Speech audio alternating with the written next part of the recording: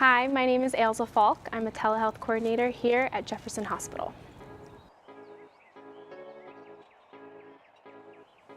Before getting started, you'll need to speak to your IT person about what types of drivers need to be downloaded on the computers if you're using a portable webcam.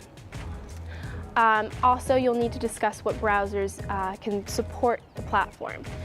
Most browsers can use the technology or support the programs, but outdated versions of browsers sometimes pose issues.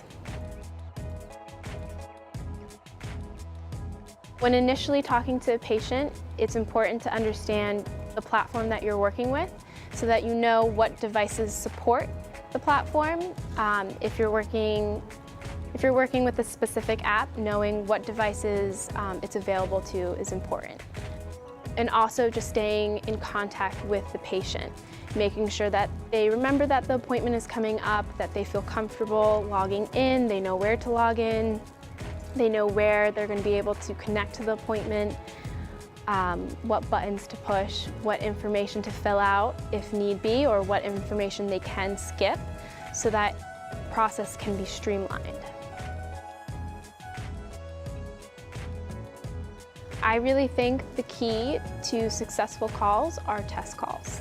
Before every visit, it's very important that you test the computer, make sure that the camera is working, as well as the other types of technology, the microphone, the speaker. I believe that if you do it using the devices that are going to be used for the actual call, it makes the calls go so much smoother. The patient feels comfortable on there, and you know there's not going to be an issue using the provider's device. When supporting a call, it's important to manage expectations for both the provider and the patient. When working with technology, often you'll have to troubleshoot to make sure that the connection works well and is of good quality. It's important to remember that when you hit refresh, it will break the connection and try to resend it. So that will often cause a delay in connecting. So when troubleshooting, it's important to remind patients to be on secure Wi-Fi. We've found that calls are most successful when the source is secure, rather than being on a 4G or 3G network. Often, when supporting a call, it's really important to have a backup plan in place just in case something comes up. Often, providers have a limited time allotted to these calls, so it's important to make sure that if something is happening with the technology, you have some sort of plan B to support the call.